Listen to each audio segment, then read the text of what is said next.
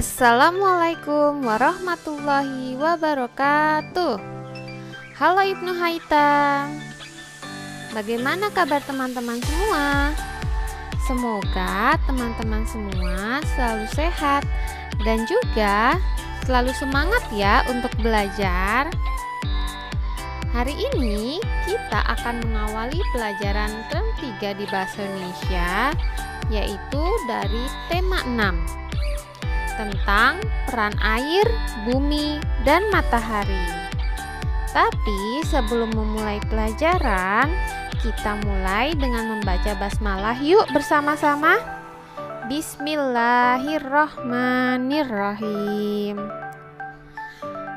Teman-teman tahu tidak, bumi adalah tempat tinggal makhluk hidup. Contoh makhluk hidup adalah manusia, hewan, dan tumbuhan. Makhluk hidup melakukan kegiatannya di bumi. Makhluk hidup memerlukan matahari dan air untuk melakukan kegiatan mereka. Tahukah kamu manfaat air dan matahari bagi makhluk hidup? Nah, kita akan membahasnya bersama-sama. Ada air, bumi, dan matahari. Mereka mempunyai kegunaannya masing-masing. Air, bumi, dan matahari membantu kegiatan makhluk hidup. Sekarang, kita cari tahu tentang kegunaan air, bumi, dan matahari bagi makhluk hidup. Yang pertama adalah kegunaan dari air. Apa ya kegunaan dari air?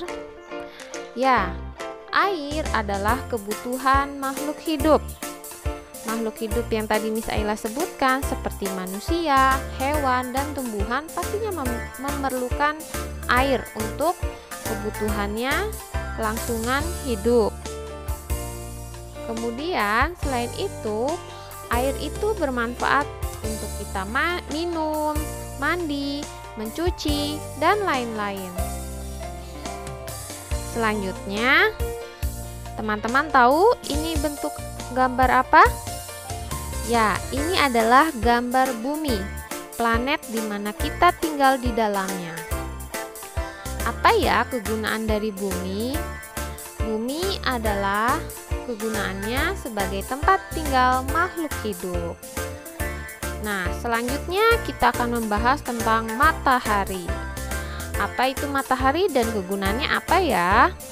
Matahari adalah bintang besar, kegunaannya sebagai pusat tata surya yang menyinari bumi, memberikan panas, dan masih banyak lagi kegunaan dari matahari.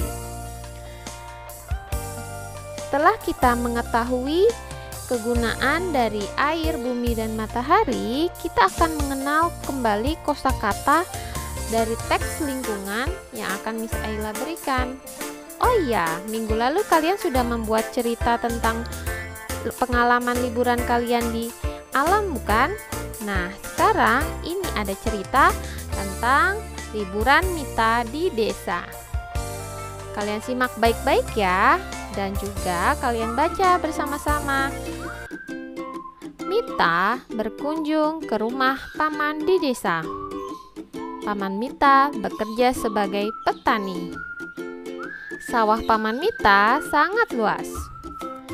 Banyak padi tumbuh di sawah. Mita melihat paman bekerja di sawah. Paman menanam bibit padi di sawah. Jika sudah panen, padi-padi itu akan paman jual di kota. Paman bercerita kepada Mita bahwa bertani memerlukan bantuan dari alam. Tanaman memerlukan air dan cahaya matahari. Para petani menggunakan air sungai untuk mengairi sawah mereka. Pengaliran air sawah disebut irigasi. Air dan cahaya matahari diperlukan tanaman untuk berfotosintesis. Tanaman akan membuat sari-sari makanan untuk kelangsungan hidupnya. Mendengar cerita paman, Mita menyadari bahwa air dan matahari memiliki kegunaan yang sangat penting. Mita sangat bersyukur. Mita berjanji akan memanfaatkan air dan cahaya matahari dengan sebaik-baiknya. Nah, itu tadi cerita liburan Mita di desa. Nah, kemudian teman-teman pasti menemukan beberapa kosakata yang berkaitan dengan lingkungan alam. Contohnya adalah tadi disebutkan ada kata matahari. Apa ya matahari itu? Artinya matahari adalah bintang besar sebagai pusat tata surya yang memberikan cahaya dan panas pada bumi. Selanjutnya, selain matahari ada juga beberapa kosakata lainnya yang ada di dalam cerita liburan Mita di desa. Di antaranya adalah ada kata sawah, petani, padi, bibit, irigasi, sungai, alam, dan panen. Nah, kita akan mengetahui dan mencari tahu apa ya arti dari kata-kata yang ada di cerita tersebut. Yang pertama kita akan bahas adalah kosakata sawah. Apa itu sawah? Nah, sawah adalah tanah yang ditanami padi. Ini adalah gambar sawah. Tentunya kalian jika liburan di desa pasti pernah melihat sawah. Sejuk ya melihatnya. Oke, kita akan membahas kosakata yang kedua. Yaitu kosakata yang kedua adalah petani. Apa ya arti kata petani? Kita akan cari tahu. Nah, petani adalah orang yang pekerjaannya bercocok tanam, seperti pada gambar yang ada di video. Ini adalah seorang petani yang sedang menanam padi. Kita lanjut ke kosakata yang ketiga, yaitu padi. Ada yang tahu, teman-teman, arti kata padi? Kita cari tahu yuk bersama-sama. Padi artinya adalah tumbuhan yang menghasilkan beras. Nah, ini adalah gambar tumbuhan padi. Teman-teman pernah melihat tidak tumbuhan padi seperti gambar di video ini? Tumbuhan ini adalah yang menghasilkan beras yang kemudian diolah menjadi nasi. Nah, nasi yang setiap hari kita makan berasal dari tumbuhan yang ada di gambar ini. Kita lanjut yuk ke kosakata berikutnya, yaitu bibit. Apa ya arti kata bibit? Bibit adalah bakal calon tanaman. Nah, jadi sebelum menjadi tanaman, kita harus menanam bibitnya terlebih dahulu. Jadi arti dari kata bibit adalah bakal calon tanaman. Oke, kita lanjut ke kosakata berikutnya. Di liburan Mita di desa tadi ada kata irigasi. Apa ya irigasi dan bagaimana ya gambarnya? Ini dia. Irigasi artinya adalah aliran air yang mengairi sawah. Jika kalian pernah liburan ke desa lalu melihat sawah, pasti di sisi sampingnya ada aliran air yang mengairinya. Nah, itu disebut irigasi.